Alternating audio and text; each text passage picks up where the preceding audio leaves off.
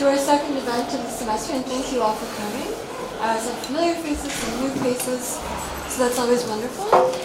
Today we have a guest speaker, Professor Nicholas Walmsley.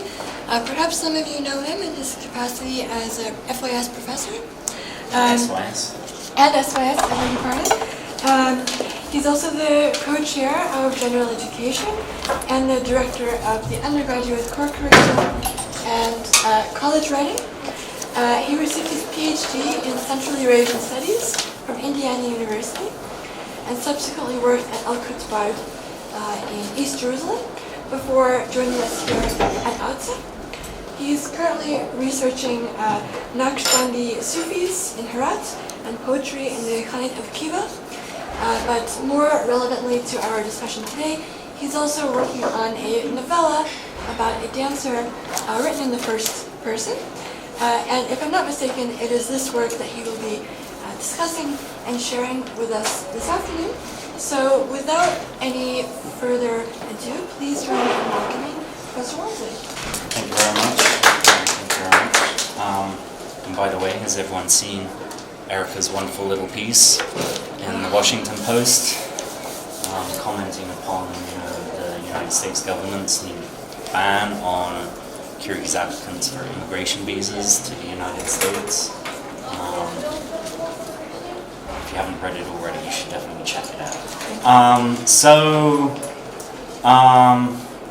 This is actually, I'm stepping outside of my comfort zone a little bit here, and it's funny because, I think it's fair to say that those of you, well, actually, there's no one in this room I've taught before until this semester, but those of you who I'm currently teaching might have heard me project constantly the message that writing is a social process and that we become better writers, more effective communicators by sharing, sort of getting past our natural reticence and our shyness by sharing our writing with other people in order to get another pair of eyes or in this case ears on our reading.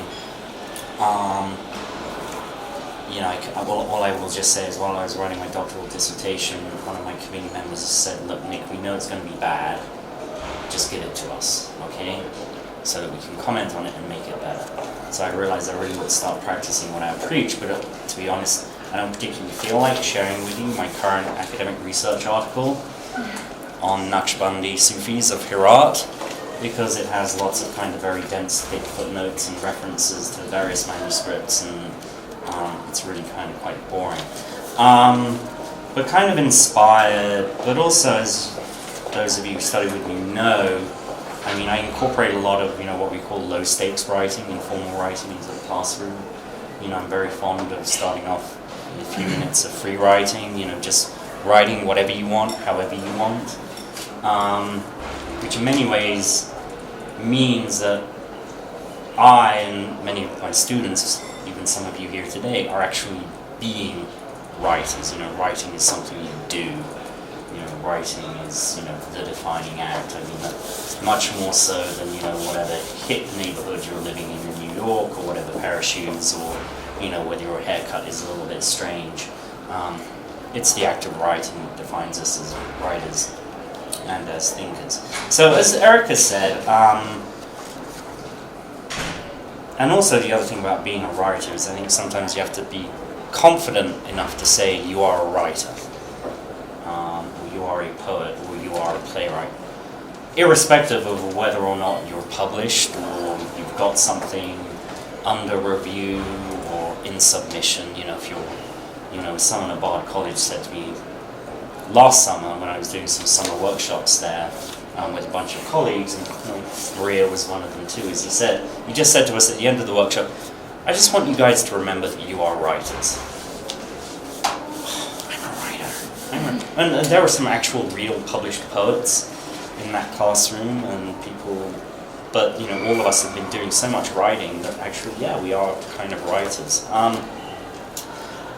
But for the past, what is the date?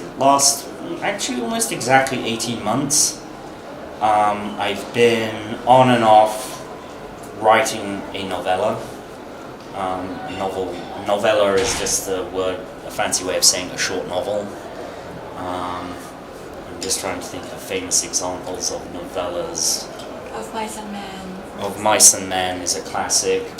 Death in Venice, I think, Thomas Mann. Thomas Mann? Yeah. Yes, is a novel. I guess broadly anyway, speaking between 100 to 150 pages, and sort of focused on one episode or a couple of closely interlinked episodes. And I'm also calling it a novella because I went out looking for a notebook. And because I felt like I needed to have a proper notebook, and I think it's, my own little writer's advice is that you should buy something, whatever you can afford, but make sure it's got a nice hard cover and maybe a little elastic band over the cover like that. They tend to sort of hold together a bit better than something that's kind of like ring bound. Also, if anyone decides to attack you for being a fancy Dan writer, you can always start hitting them back. Okay, I do not encourage violence.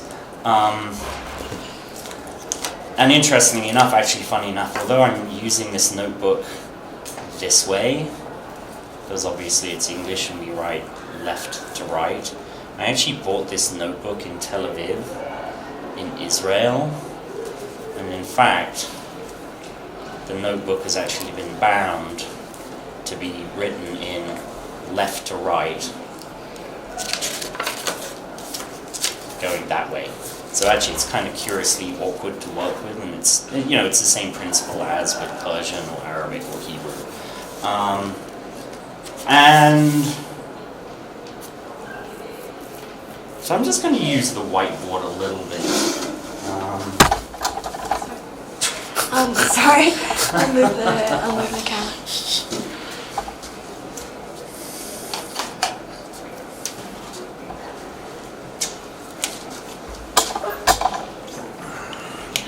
This way, that one works. Okay. Red, black.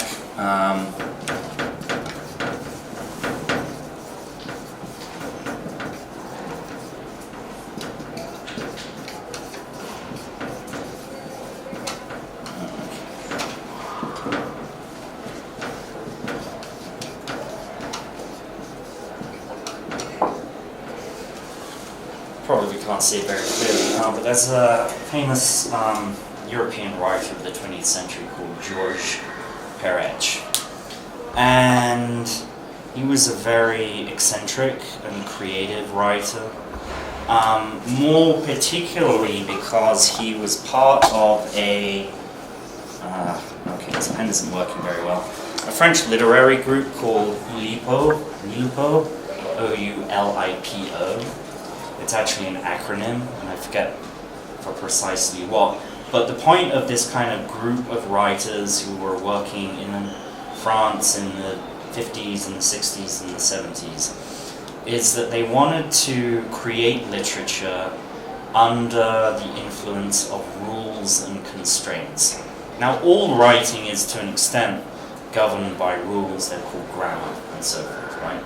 But he meant, and they meant, the kinds of creative challenges, kinds of interesting obstacles that a writer can set themselves in order to, in many ways, just be more creative and more interesting. And most famously, George Perec wrote a novel in French in which he did not use the letter E once. He wrote a novel without using the letter E once. He didn't change the spelling of any words. He just wrote, in other words, entirely using words that did not contain the letter E. And there are all kinds of other kinds of sort of similar tricks and games, but as he himself said, I set myself rules in order to be free. And one of the rules that I set myself initially with this novel and novella, and admittedly it's one I haven't really hewn that closely to, was that I didn't want to write in full sentences. Actually, originally, I just actually wanted to write word by word. word full stop, word full stop, word full stop. Okay, that was a slightly little bit crazy. Nevertheless, I kind of wanted to write these kinds of very short, concise, not even sentences, just single words or 2 or 3 or 4 strings of words. Because what I was trying to do was, and here it's, you know, again another way that I was thinking about it was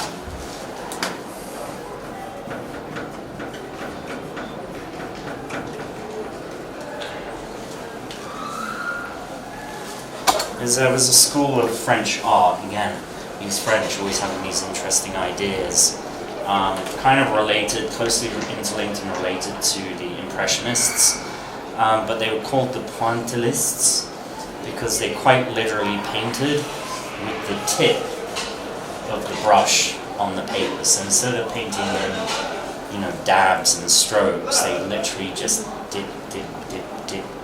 So that when you look at a classic Pointillist painting, when you look at it really closely, you see just like literally the tip of the brush, which of course is a very painstaking way of painting. So I was kind of thinking about my writing like that, literally just kind of dabbing words on the page. So that's enough of me kind of gabbing. I'm going to share some paragraphs, some pages and things that I've written over the past 18 months.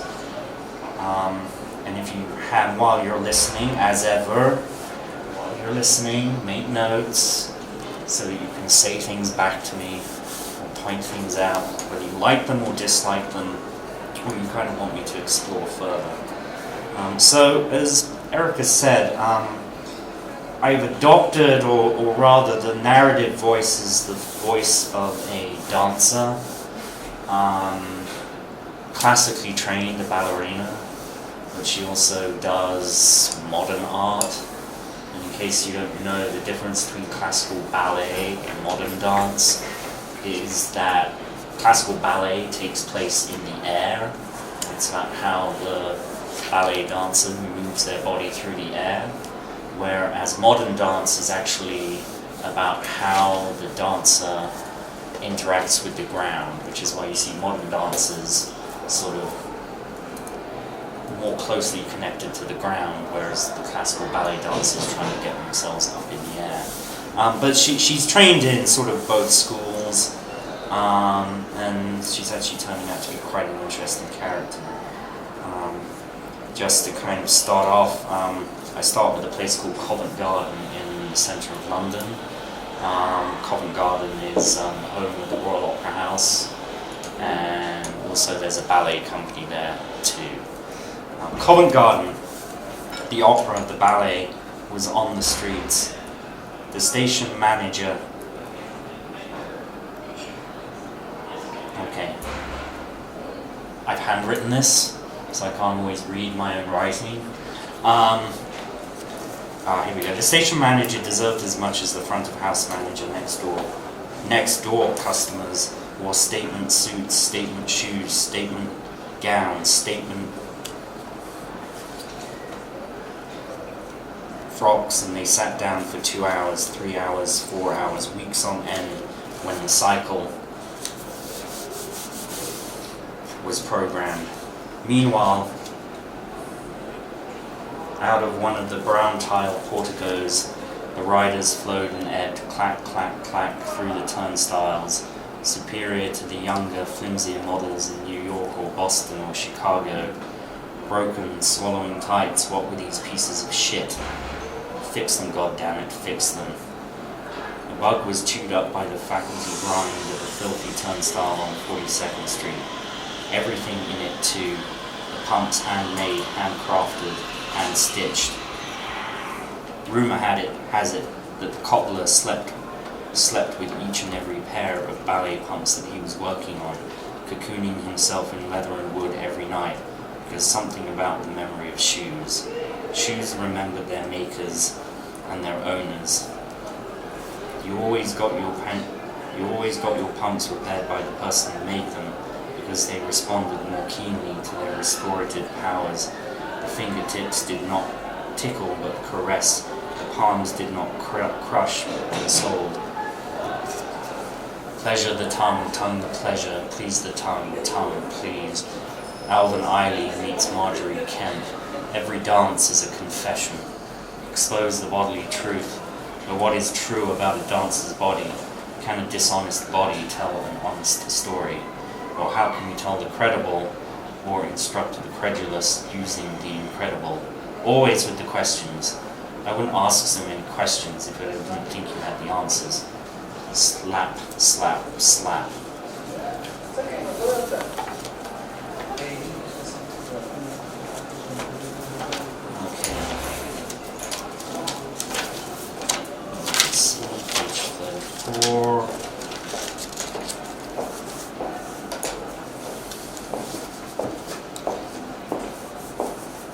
I need this job. I'll show them. Fierce would-be principal. Sick of Liz Trops. It'll be impossible for them to refuse me. Out walking on the hills, South Downs, a summer festival, damp knees, an English picnic. Something in the Pims. They taste like sugar.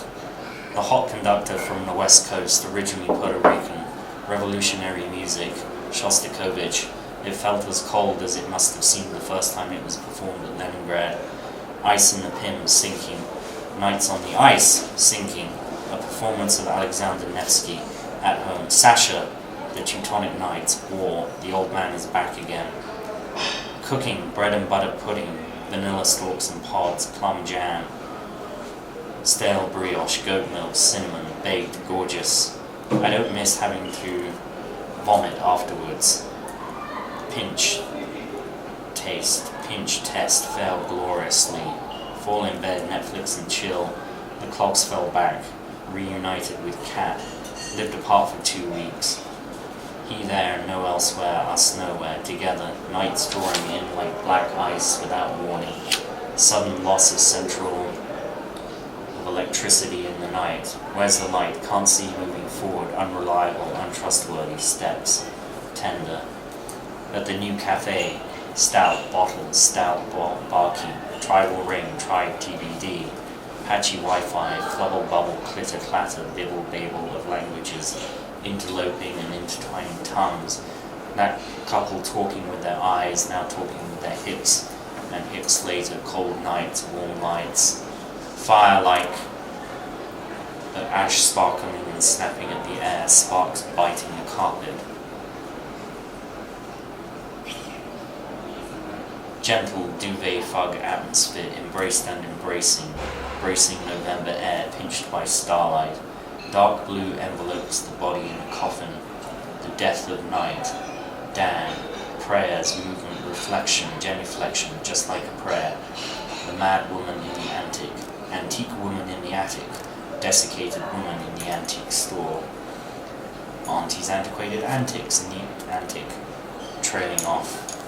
The afternoon pass, hours turns into minutes, minutes turn into seconds, breaths turn into ribs, ribs turn into the stomach turns over, roiling bodies tossing in the waves of bedding, sweat-flecked brows, pitch yawn on the fluttering pillow, abuse, verbal, psychological manipulation, more anger, more shouting, hate, so much hate. She hates herself but blames everyone else. God, I hate them. The needling eyes, the needling emails, the needling shrug. Ignore everything and everything except the reflection in the mirror. Who's the most promoted of them all? There's a bus. It can hardly move. More bodies than chassis, pushed, not jumped. The passage of success. But a tiger is always hungry. What is there left to eat? Parentheses. She exhausts me.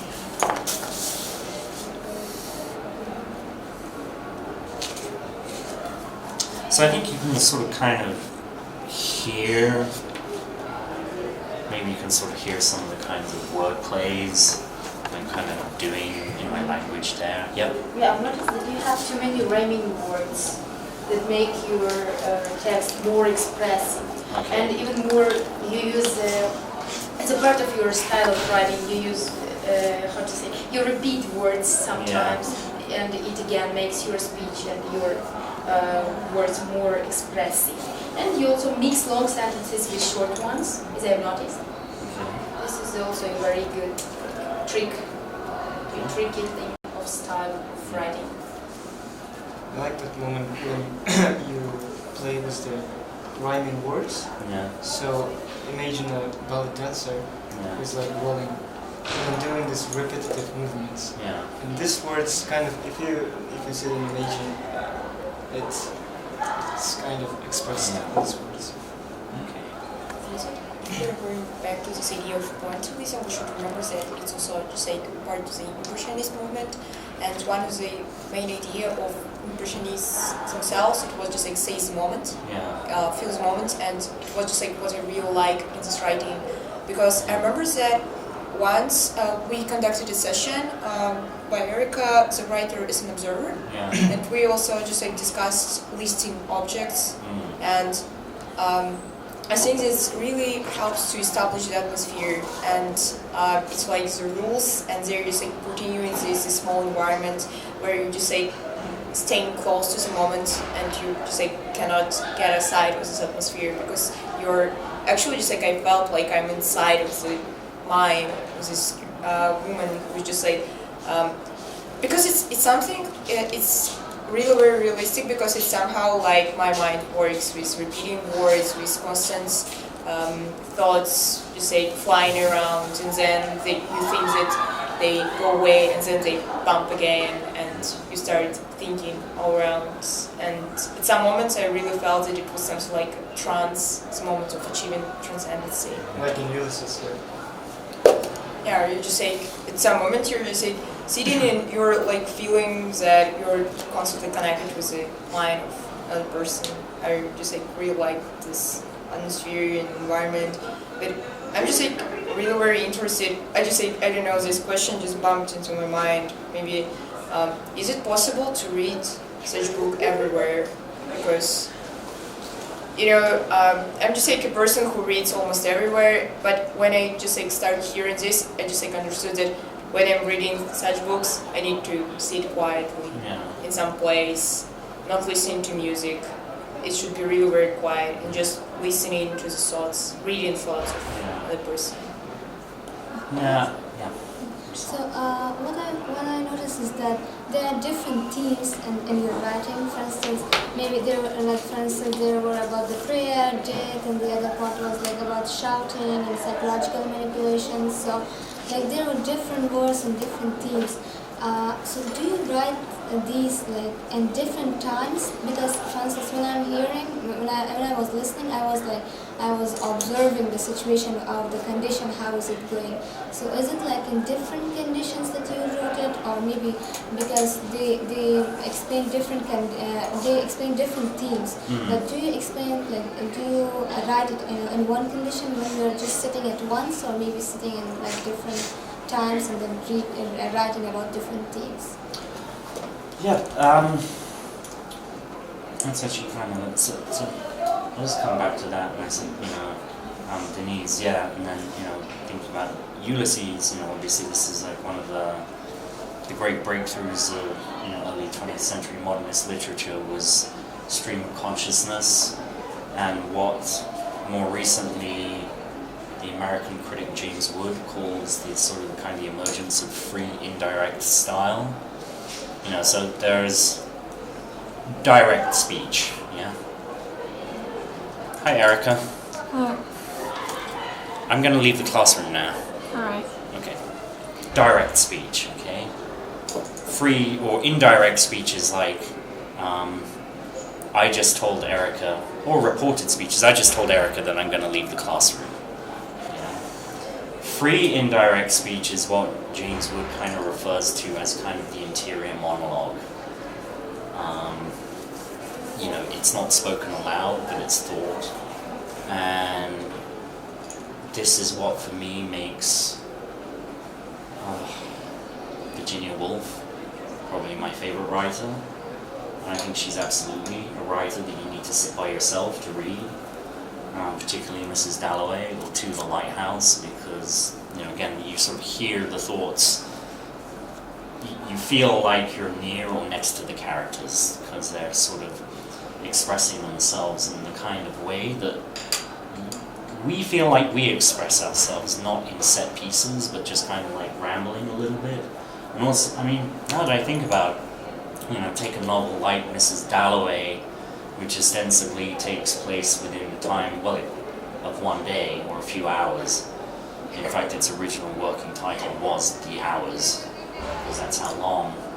If you think about it, you could actually read The Hours of Mrs. Dalloway in the same amount of time that the events actually unfold, because it sort of starts in the morning and then finishes in the evening.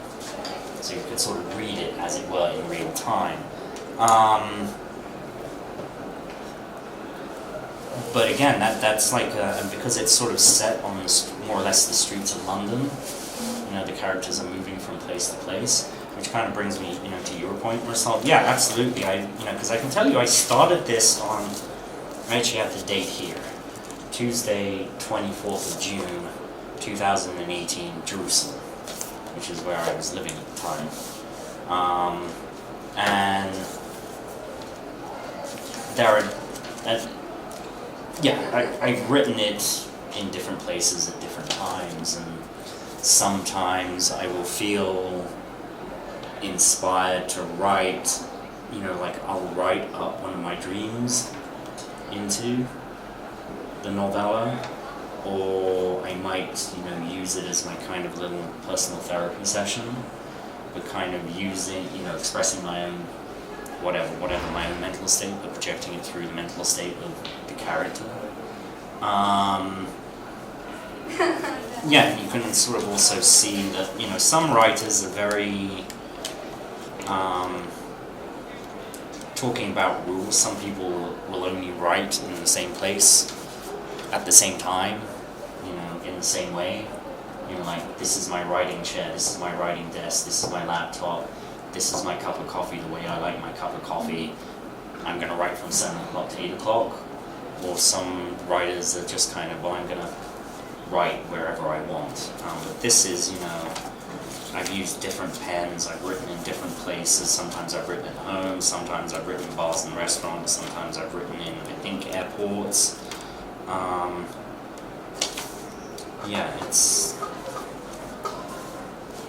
It's kind of all over the place, a bit like that.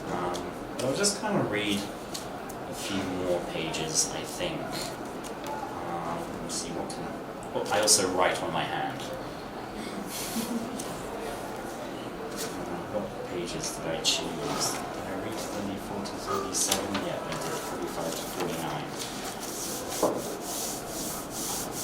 49. And also, because this is not really narrative based, it's kind of hard to introduce the passages that I'm about to read, because as I was rereading this, I was like, I don't know what's going on here.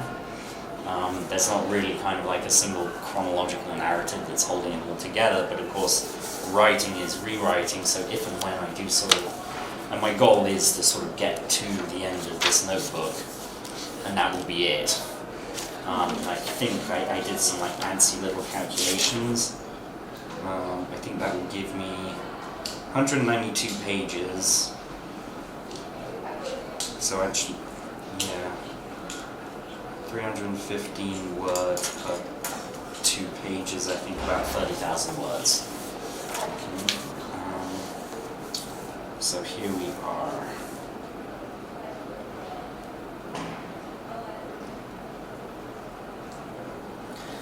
But the same quirks that become worrisome and problematic, ghosting, radio silence, scrolling through photos online. Who is that?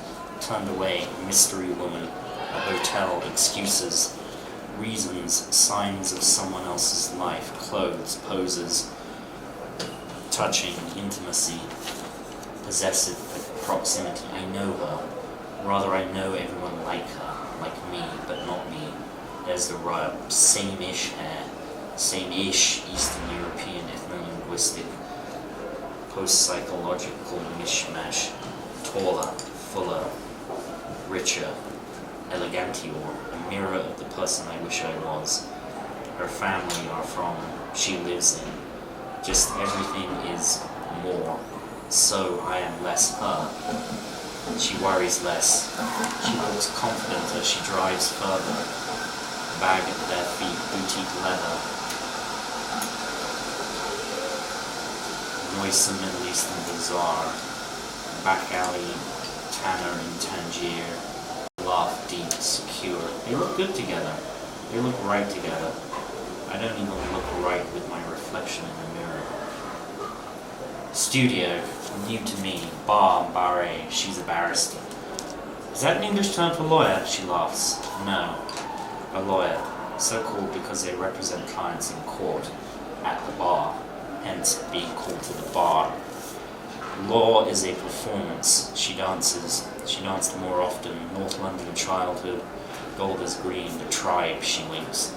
On a trip to Israel, she stumbled into a basement and into an embrace. The nails, always the nails.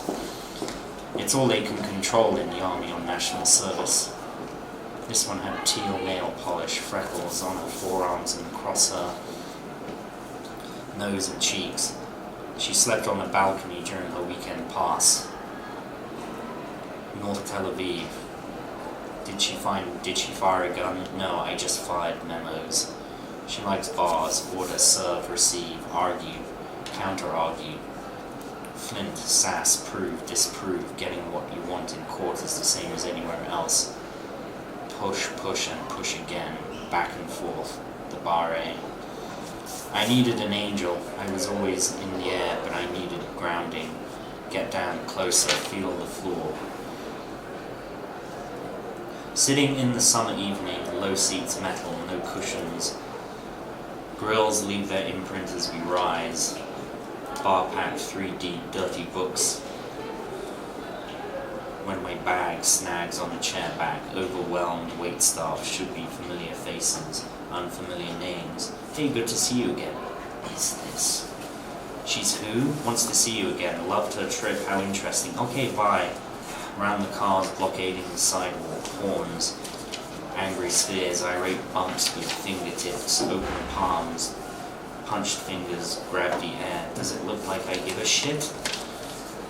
Thoughts melt into air. Of course I loved her. First tentative walk to her apartment overlooking the market. It's easy to find, but call me first when you're downstairs, in case I'm in the bathroom or on another call. Left up the eroded staircase, then another decayed flight, uneven tiles at the top, a knock on the door. Oh, hiya. A world-embracing hug. Come in, I'm sorry about the mess. This is one of my cats. Justine, don't worry about her, she's still a little wild. I stretch down. Hiss. Meow, scampering away, pitter-patter, tail distraught.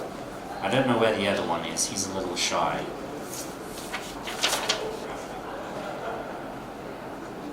Then, silence, words but no talking, glances across oceans, loitering through clouds, holding hands in darkness, dry footsteps in the rain, cozy blankets of ice, empty pillows of comfort, a world of oxymorons when someone is gone for you whom the world was everything, a world that spins inside out, stars shimmer darkly, sunlight freezes, water pollutes, music covers footsteps backwards.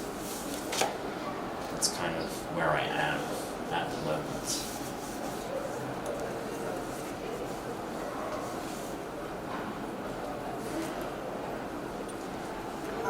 To track narrative in such books, I'm just like really very interested. And so, for example, if I'm just like reading this book, it would be like, a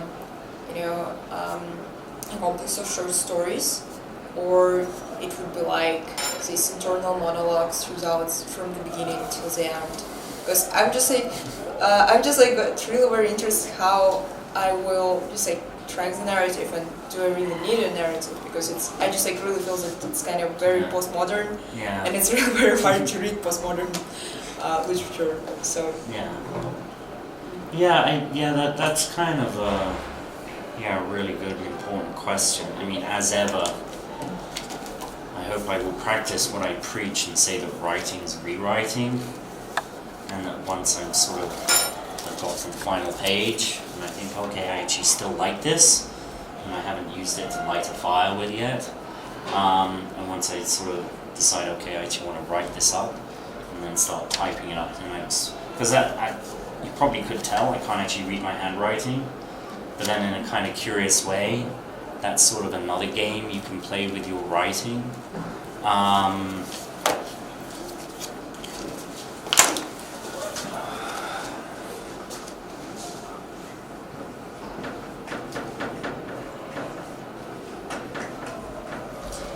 There was a very famous American writer and playwright called Spalding Gray.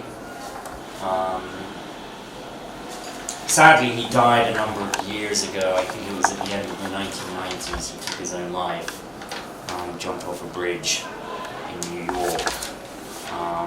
It seemed that he'd been suffering quite severely from trauma following a car accident. But he was a particular kind of actor and play former in that he wrote and performed monologues.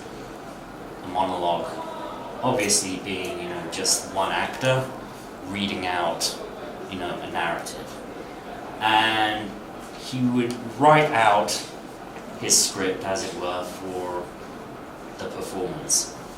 But quite often he would be sitting down, rather like I am now, at a desk in front of an audience. And as he was reading the script, he would actually be making changes to the script. Improvisations, changes, new readings. So that by the end of the performance, he would have a marked copy of the script in front of him. Then, what he would do is he would type up a new version of the script, taking into account all the corrections and changes and alterations that he'd made. So that by the second night, he's reading a marginally different script to the one that he was reading on the first night. And he would repeat this process throughout the entire run of a play, so that by, let's say, however long the run was, let's say 10 nights, by the 10th night, he might actually be reading a very different version of the narrative, the monologue that he had originally started out to write, that he had originally written. It's kind of a bit like that game you played. It's called, somewhat racistly, Chinese Whispers in English. Telephone, okay. Where you whisper into someone's ear and then they repeat it to the next person. This is kind of sort of a form of literary telephone, except so, I anticipate when I, type this up, I'll probably be, revising and rethinking, and that maybe some kind of structure will emerge out of the rewriting and the revision process. But Dina, as to the point you kind of mentioned, my original kind of restraint, was a little too restraining. So I kind of had to go towards writing more sort of kind of eloquent, fluent sentences. But also, I think one thing that hewing to that original constraint did for me is it kind of forced me to write slower and to actually sort of think carefully about each word as it went down onto the page. So in a sense, I kind of wanted every word to count, to mean what I wanted it to mean, rather than just kind of seeing an empty page and then just trying to fill it up, with writing. And I also somewhat masochistically want this to be a difficult writing process for me.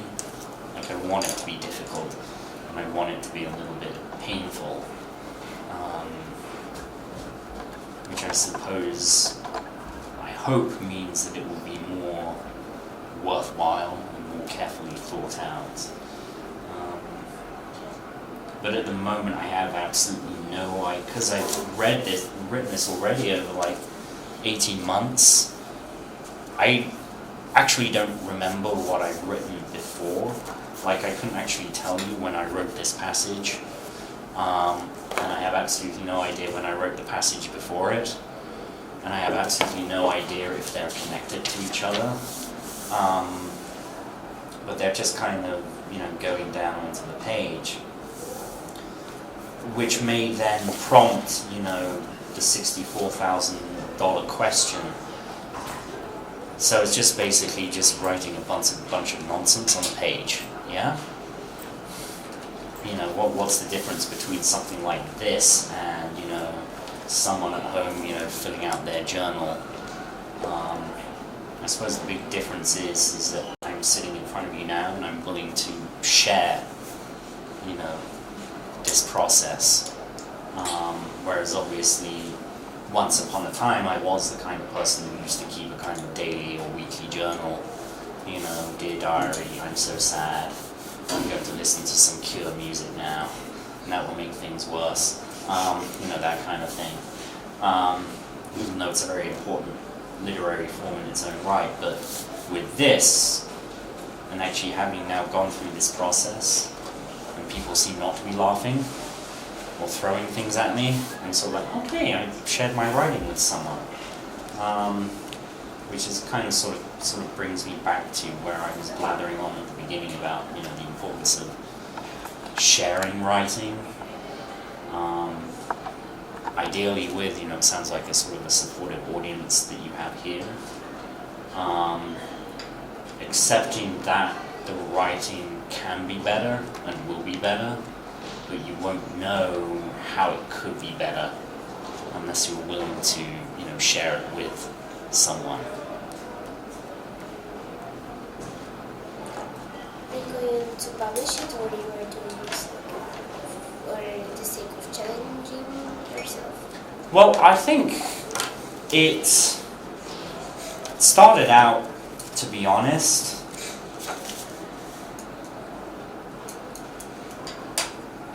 I don't have any hobbies or interests. Well, look at it this way.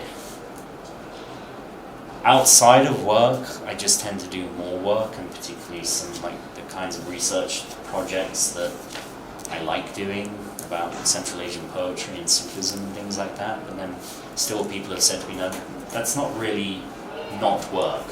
That's not really a hobby. You need to do something else. Well, first of all, I don't like being told what to do. But also, I got so used and accustomed to just doing a lot of, you know, free writing's actually become a part of my life now.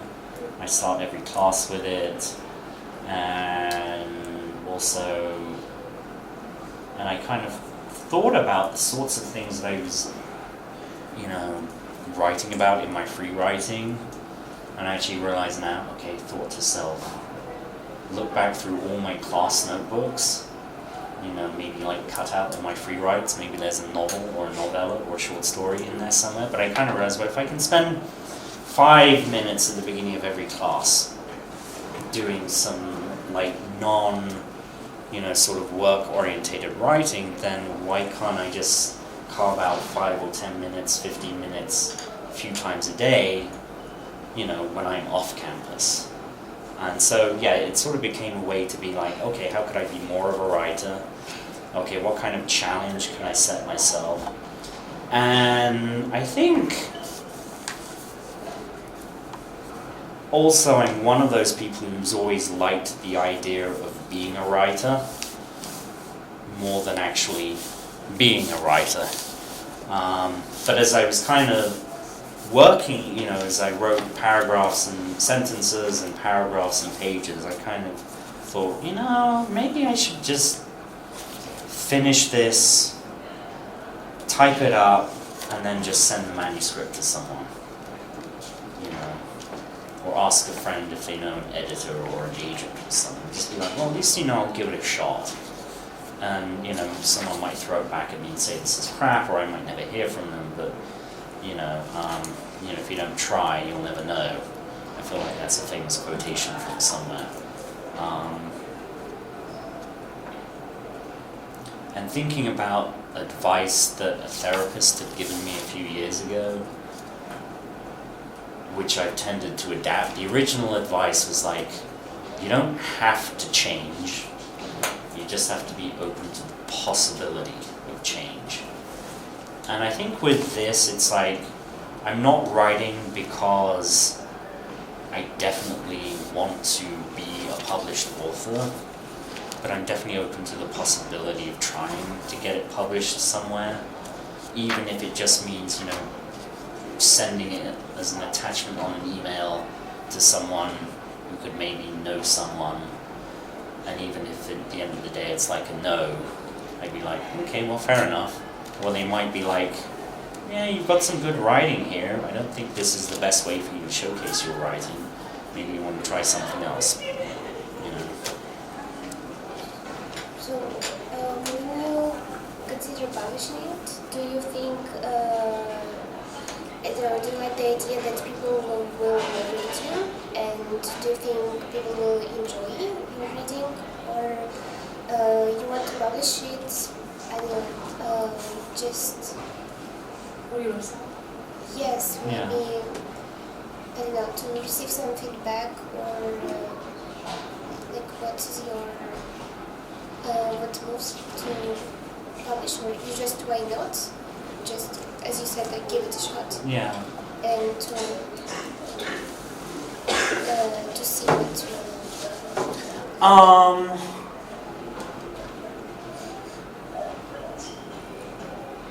The thing is, I kind of really enjoy the performative aspect of writing, by which I mean reading. I really enjoy going to public readings and hearing readers writers share their reading. I often find it, so I subscribe to the New Yorker magazine. Some of you may know, we may not, this sort of weekly magazine of sort of current affairs, culture, politics, lots of art reviews and things like that. And they always, every issue they have like a short story. And I used to know someone who, that was like the first thing she turned to, in every New Yorker, right? Okay, what's the short story? Who's the short story by? But I could never really bring myself to read it, because actually one problem I have, even though I read the New Yorker myself, is that I don't like the way, I wish I should have brought my copies with me. Like they sort of have about 3 or 4 columns of text per page, which actually means that the writing is kind of compressed. And it doesn't sort of, for me, it's not for me, the effect of reading, where I'm reading, what I'm reading, the environment I am in is kind of really important for me. This is why I still love a good, the feel of paper and stuff like that. But reading, the New Yorker in a magazine like that, a short story like that, it's not really, my kind of thing. But actually, I really enjoy. Oh, of course, I gave you a New Yorker article for our class. Yeah. But yeah, as you can sort of see there, maybe you could just kind of like hold it up.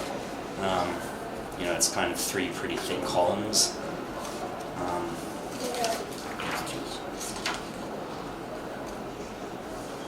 And actually that particular article was written a few years ago by an American surgeon called Atul Gawande. Who also writes regularly for sort of the world of medicine for the New Yorker. And the reason I've asked those of you who are in the writing tutoring pedagogy class to read it is because even though he's a world-class surgeon, he thinks that he needs help with his surgical technique. You can imagine you're sort of bent over someone's body, one slip and the person's dead. It's a pretty high-pressure job, but he thinks that he needs some help with his surgical technique, so he asks someone he knows, a colleague, to come and watch him, doing surgicalizing someone, I don't know. And he finds it a really helpful experience, and the reason I had them read it for this class is that's kind of similar to what I think writers do, whether it's a college writer or a professional writer, by either giving you a reading to someone else to read, or sort of reading it in public, is you want people to give you feedback, you want people to respond to writing. And I think, this kind of, comes back to your point, Maria, about, what it is, why I write. I write just because I want someone to say something back to me. And I don't particularly care whether it's an article that I've written for, a publication in an obscure academic journal, or whether it's a paper that I've written for a conference, or whether it's, something like that. I just want to hear someone say something back to me that might or might not help me improve my writing. And therefore, it's not about the size of the audience that counts. It's, the quality of the audience itself. It's like, if the audience knows that they're there to sort of provide feedback to the writer, in this case me, then I'd be like, this has been time well spent. Curiously enough, like 2-3 weeks ago, I was actually commented by another professor who works at a liberal arts college in Ohio, who it turns out has been reading my doctoral dissertation. And if you know anything about academia, the only people who read doctoral dissertations are the 3 or 4 people whose job it is to read the dissertation. But once they've read it and passed it, no one will ever read it again. Not even me. I haven't read my dissertation again, but I was contacted by a professor in the United States who was like, oh hey, remember me, we've met a few times before. By the way, I've been reading your dissertation, it's really, really good, and I want to quote it in a book that I'm writing, and by the way, will you be publishing your dissertation because it's really good? Which was actually kind of the first feedback I'd received on my dissertation in 3.5 years since I filed it, 4 years since I defended it. Somebody had sort of a voice had come out of nowhere saying, hey, your dissertation is really good. And suddenly I was just kind of, and it did actually kind of prompt me to sort of reinvigorate some aspects of my academic writing, my research and writing, because I was feeling incredibly invalidated for quite a while as an academic writer. But suddenly was like, oh yeah, I can actually do good research and write quite well about it. And it's been so long since someone said they liked my academic writing. I should, get back on that. So that's kind of, thinking about the purpose of if I wanted to, turn this, novella into something more formal. Honestly, if just one person ended up reading it and said, hey, that was really good, I really enjoyed that, or you had some really good ideas, or I loved the character, I'd be quite happy. Yes. So when I was listening, so did you have any chance to reread all of your free writings and then decide that they have any specific theme in common or any specific topic in common that you are more interested in? Well, I imagine quite a lot of them mention my cats.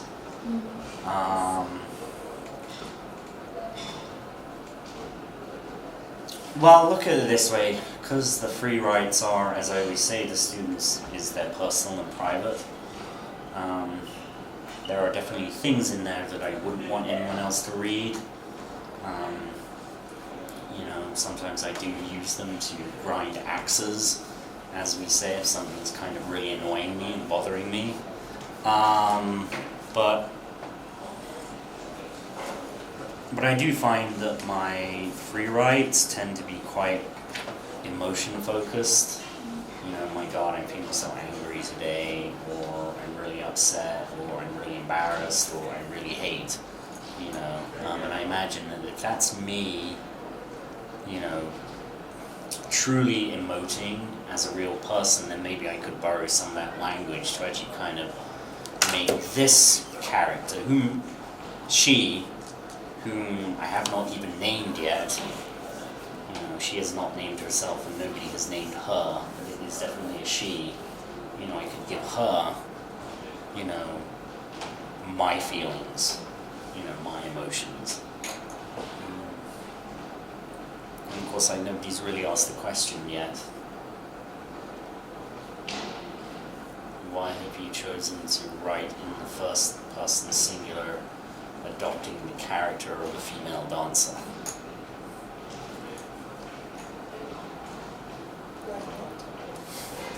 Yeah, why not? Why not? I actually had another question Yeah. in my head. Are you going through a process of adopting her identity while you writing? That's, yeah. You're writing in your own voice, but like Yeah. Yeah. When am I her and when is she me? And how do I maintain fidelity to character, you know, while I'm writing? You know, to sort of... Doing performance. Pun? It's like being an actor. You just say, it's like a play, you know. You're just like wearing a mask or a role as a human. Yeah, although, you know, sort of relating to that, you know, it's like in the late 19th, early 20th century, you know, you have the Russian actor and director Konstantin Stanislavski, you know, developing what becomes known as the method in the West, the idea of creating a kind of emotional hinterland for the character so that their actions and words become more believable on stage. And one of the ways that you do this is to kind of draw upon your own emotional memory, so that when you're performing a role and the character gets angry, in order to make the character look more convincingly angry, you sort of suddenly kind of draw upon your own, you know, memories of anger, and so forth and so forth.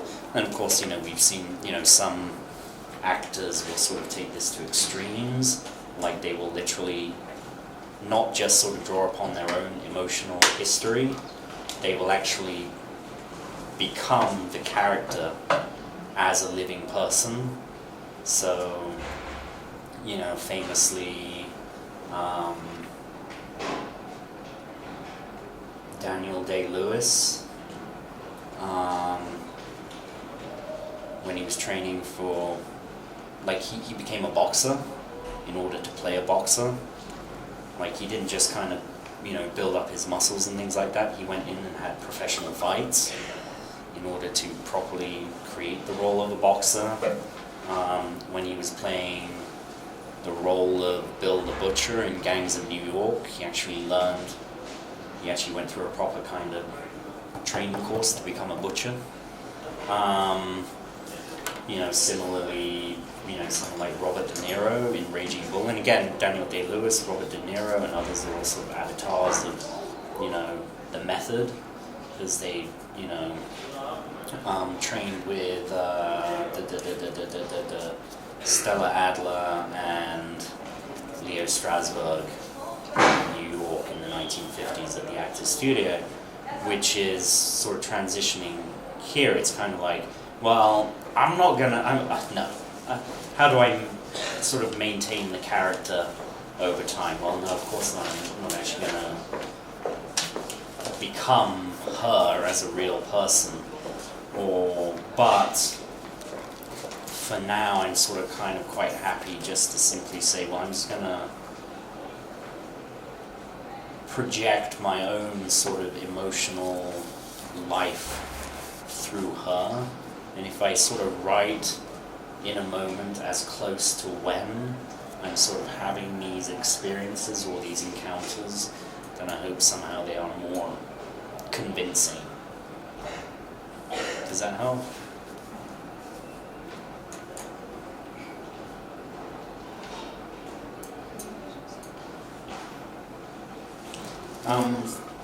Any last questions? Yeah. I just was interested, how do you usually write? Because you mentioned that there is no particular place, there is no particular time, no Yeah. particular conditions. So usually it's like an aha moment. So you're just like sitting in, okay, it's time. Just like Yeah. I feel that I want to write. or it's more like there is still some schedule and rules? You know, I would honestly say I was almost sort of quite mathematical. I figured out that there were like 192 pages in this book, and about 315 words across 2 pages, comes to about 30,000. And I kind of thought, well, if I set out to write, you know, 1 to 4 pages a day, you know, 192, 96, 45, 46. I figured out I could write, you know, if I stuck originally to my original schedule of writing 4 pages a day, then I would write it, or about 630 words. I would have it written in about 46 days, a month and a half, which, as you can see, I started this in late June 2018, and I'm currently up to page 50. But while I was really, but I started it during the summer, and I was sort of during the summer vacation at AUCA, and I just kind of thought, you know, I've always thought about, quote unquote, being a writer, or wanting to be a writer.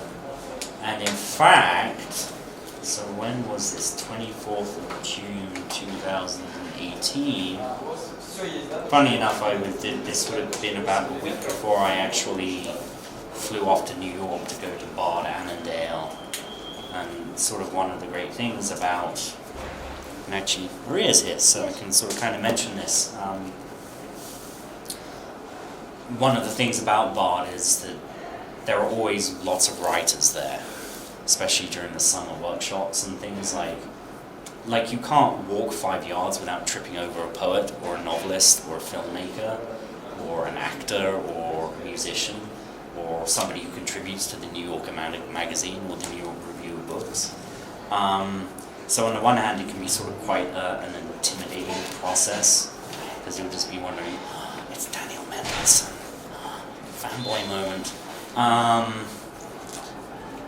But, you know, I sort of come back to, I definitely come back from those summer workshops at Bard, which sort of take place in 1 week during early July, where they sort of do a lot of these workshops for training college professors and high school teachers in the various kinds of aspects of the writing and thinking pedagogy.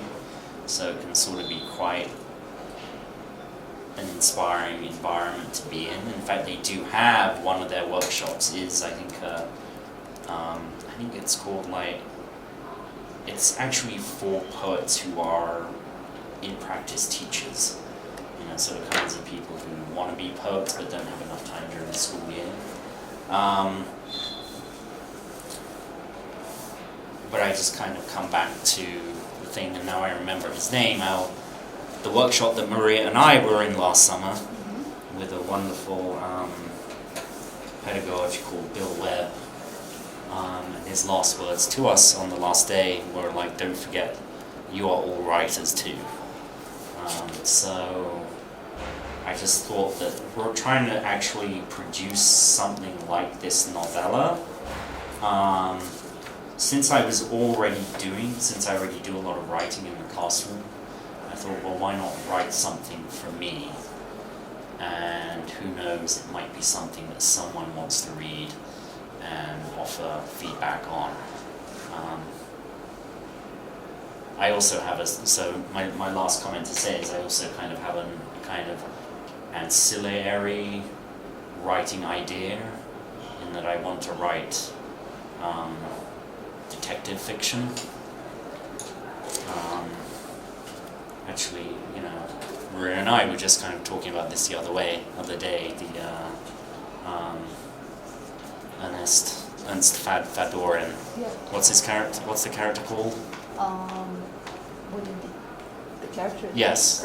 Is Eras Van Doren. Yes. Yes. Yeah, That's Eres the character's Pandora, name, the yeah. 19th century Russian detective model, sort of on Sherlock Holmes. Anyway, so thank you very much for your time and your tolerance and your kindness. I actually wrote down some of the comments here, which I kind of really do appreciate. Dina, thank you. Do writing at different places, how to track priority.